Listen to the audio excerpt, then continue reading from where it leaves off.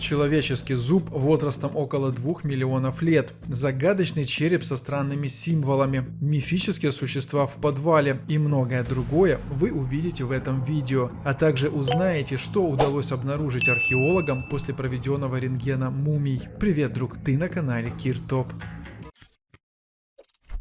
Скелет человека в затопленной пещере. В начале видео мы отправимся на Карибское побережье Мексики, в пещерную систему, которая была затоплена в конце ледникового периода. Здесь археолог-любитель обнаружил скелет доисторического человека, которому более 8000 лет. Хочу заметить, что это уже не первые человеческие останки, обнаруженные в пещерах Мексики. В этом месте правительство планирует построить высокоскоростной поезд через джунгли и привлечь туристов. И как часто бывает, лучшие археологические открытия происходят в местах будущего строительства. Археологи-дайверы утверждают, что скелет находился слишком далеко от входа в пещеру. Это означает, что древний человек не мог заплыть так далеко без использования современного оборудования. Согласно другим исследованиям, примерно в то же время уровень воды был значительно ниже. Значит, пещеры были затоплены после того, как тут начали жить люди. Кому принадлежит скелет и какой его точный возраст, еще предстоит узнать. Зато мы точно знаем, где был обнаружен один из древнейших человеческих зубов на планете. Человеческий зуб возрастом 1,8 миллиона лет. А сейчас мы отправимся в Грузию, на Южный Кавказ. Именно здесь находится одно из самых ранних доисторических поселений Европы. И вот на днях снова археологов ждал невероятный сюрприз. Они нашли один из древнейших зубов на планете, принадлежащий человеческому виду. Это в очередной раз подтверждает, что Грузия была одним из первых мест, куда отправились наши предки покорять Европу. Скорее всего, европейский вид человека произошел из этого региона. Зуб обнаружили примерно в 100 километрах от столицы Грузии Тбилиси, в селе Орозмани. Здесь ранее находили каменные орудия и останки животных, а вот останки Homo erectus здесь обнаружены впервые. Недалеко от этого места в конце 90-х, начале 2000-х годов здесь нашли человеческие черепа возрастом 1,8 миллиона лет. Это была первая находка такого рода за пределами Африки. Это и вынудило ученых изменить представление о миграции человеческого вида. Отталкиваясь от этих находок, археологи утверждают, что Грузия была одним из первых мест, куда прибыл древний человек во время миграции из Африки. По мнению Георги Бидзинашвили, научного руководителя группы раскопок, этот зуб принадлежит двоюродному брату Зезвы и Мзии. Так назвали владельцев окаменелых черепов, которые обнаружили ранее в Дманисе. Но самыми старыми окаменелыми останками рода Гомо до сих пор считается часть челюсти, обнаруженная в Эфиопии. Ей около 2,8 миллиона лет. Ученые предполагают, что первые миграции начались около 2 миллионов лет назад, хотя в Китае были обнаружены древние инструменты, которым 2,1 миллиона лет. Это говорит о том, что нам предстоит еще много узнать о древнем мире. Для этого и есть наш канал, который вам обязательно поможет, а мы идем дальше. Царский склеп в Перу. В этот раз мы отправимся в Южную Америку, где кладоискатели со всего мира уже десятки лет разворовывают древние захоронения в Перу. К счастью, они упустили огромный царский склеп, который принадлежал малоизученной цивилизации. Под слоем песка этот склеп скрывался от расхитителей более 1000 лет. В местечке Эль-Кастильо-де-Уармей профессор Милош Герш за всю свою жизнь увидел столько жутких вещей, которых не встречал нигде на нашей планете. Тут были обнаружены остатки древних насекомых, которые питались человеческой плотью, и змеи, свернутые в кольца на дне керамических сосудов. А во время одной из экспедиций на археологов налетел рой гигантских пчел. Это напоминает сюжет фильма. Но именно так выглядит работа археологов в непролазных джунглях. И все ради того, чтобы мы могли изучить древний мир. Более 100 лет расхитители гробниц надеялись отыскать гробницу с мумиями, обернутыми в драгоценные ткани и украшенными драгоценными камнями. Милош Герш верил, что в Эль-Кастильо он сможет найти ту самую загадочную гробницу, хотя большинство людей из его окружения отговаривали его от этой экспедиции. Он считал, что в этом месте около 1000 лет назад произошло какое-то важное событие того времени. В этих краях находили множество артефактов перуанской цивилизации Уари. Благодаря дрону группе исследователей удалось рассмотреть очертания стен на холме. Оказалось, что это было лишь началом великой экспедиции. Под землей скрывался гигантский лабиринт из высоких стен и башен. Археологам даже удалось определить, что стены были окрашены в ярко-красный цвет. Под землей удалось обнаружить царскую гробницу с 4 царицами и более 50 останков знатных особ. Медные топоры, серебряные чаши и золотые украшения – это то, зачем охотились черные копатели. И только Милошу Гершу удалось это найти в гробнице в Эль-Кастильо. В древности считалось, что статус человека важен не только при жизни, но и после смерти. Поэтому захоронение важных персон было таким богатым. Из той небольшой информации, которая нам известна про цивилизацию Уари, мы знаем, что женщины были искусными мастерицами и изготавливали такие ткани, которые были лучше фламандских и голландских ткачей XVI века. Загадка черной слизи. Наконец-то ученым удалось раскрыть загадку черной слизи, которую часто обнаруживают в египетских гробницах. В 2018 году в Александрии археологи откопали гигантский черный саркофаг, который полностью был залит этой жуткой субстанцией. И только спустя несколько лет ученые смогли понять, что это такое. Напомню, что в этом саркофаге ученые и историки ожидали увидеть Александра Македонского, но открыв его, они были поражены. В нем находилось 3 скелета, 2 мужчины и 1 женщина. Эти скелеты были залиты черной субстанцией. К изучению подключились конспирологи. Они утверждали, что, открыв эту гробницу, человечество будет проклято, а те, кто открыл ее, освободят черную силу, которая растечется по всей планете. К счастью, ученые не из трусливых. Исследователи собрали более сотни образцов слизи и из других древнеегипетских погребений. Анализ показал, что слизь состоит из растительного масла, древесной смолы, пчелиного воска, животного жира и битума. По крайней мере, во всех образцах были эти ингредиенты. Отличались только пропорции. Интересно, что все эти ингредиенты были импортированы в Египет, а смешивание производили отведенные для этого специалисты. Сначала мумию погружали в саркофаг, а потом обмазывали либо заливали ее этой жидкостью. Скорее всего, кроме религиозного смысла, черная слизь помогала и в качестве консервации усопшего. Считалось, что таким образом мумия будет в безопасности, как духовно, так и физически. Тысячелетнее поселение майя.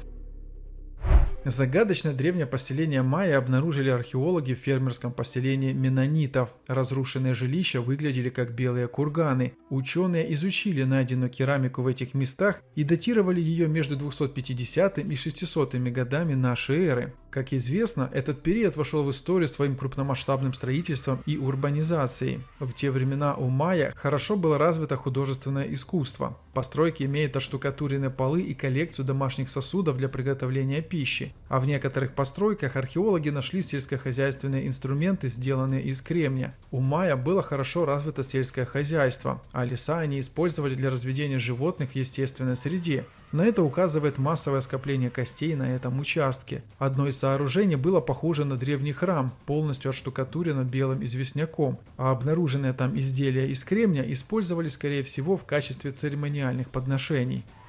Череп со странными символами.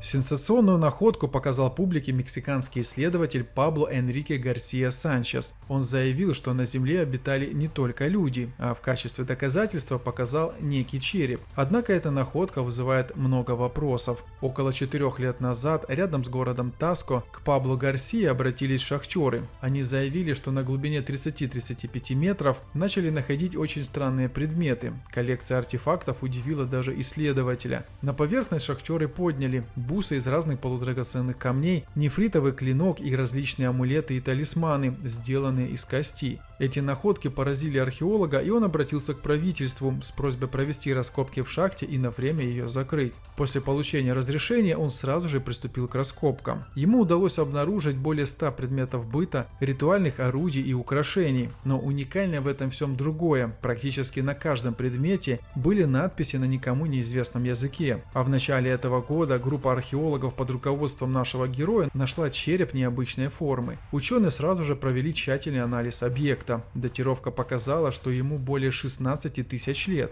На черепе были надписи, схожие с артефактами, обнаруженными ранее. ДНК-анализ выявил 4 цепи вместо 3.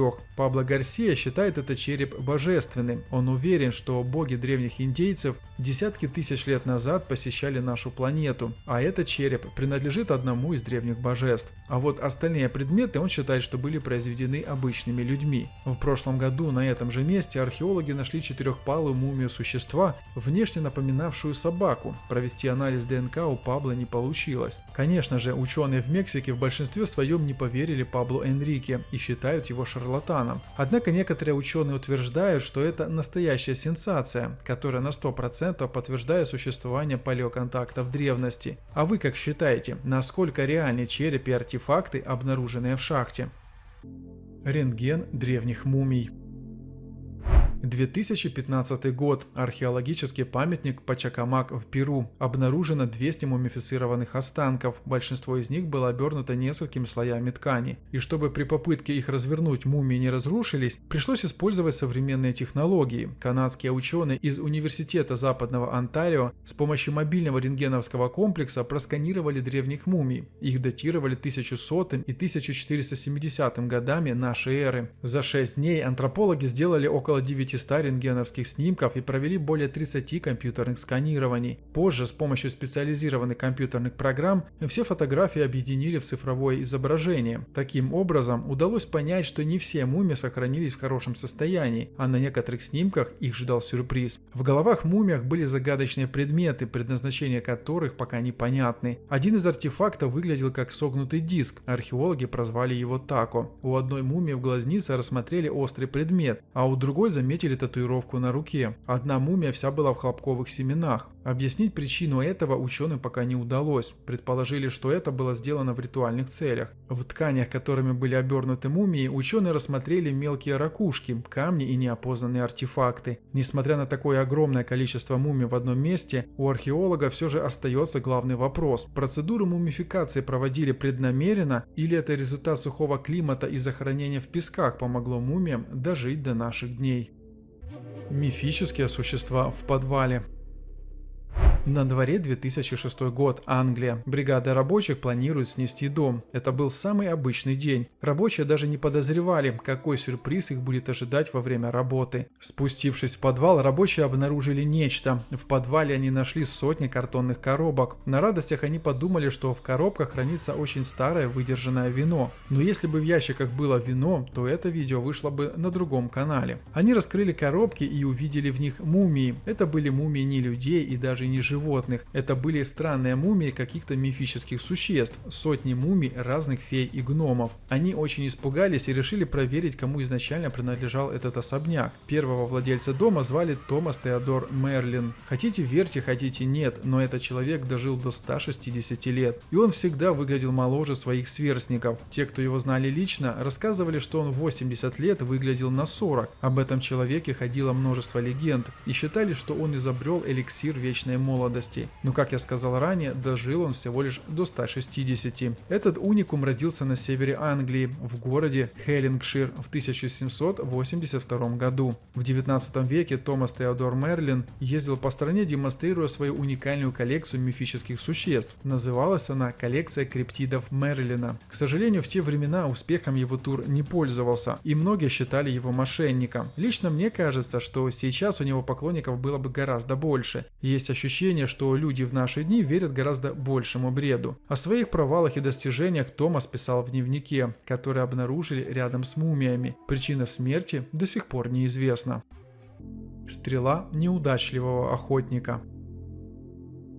Ледниковая археология уже не кажется чем-то новым и уникальным. С глобальным таянием ледников у археологов добавляется работа. Просто теперь приходится теплее одеваться и ехать на раскопки в довольно безлюдные места. В рамках ледниковой археологии ученые изучают древние биологические материалы, такие как навоз, остатки пищи и растений и артефакты, которые продолжительное время хранились подо льдом. Первой и одной из самых важных ледяных находок стала мумия, обнаруженная в 1991 году, которую обнаружили обнаружили немецкие туристы в Эцтальских Альпах. Этой находке более 5000 лет. Про эту мумию я уже рассказывал в одном из своих предыдущих роликов. В этом году, 1 сентября, археологи нашли древнюю стрелу, которая предварительно 800-900 лет. При внимательном изучении археологи обнаружили, что с одной стороны стрела сломана, и древний охотник пытался ее отремонтировать. Но скорее всего и тут охотника настигла неудача, ведь воспользоваться стрелой у него так и не получилось. Ученые при детальном изучении заметили, что эта стрела ни разу не проникала ни в какой живой организм. Кроме стрелы, археологи нашли несколько остатков текстиля, предназначение которых пока неизвестно. Есть предположение, что это могли быть куски от большей ткани, возможно, его одежды или сумки. Возможно, это лен или хлопок. Интересно то, что до 1813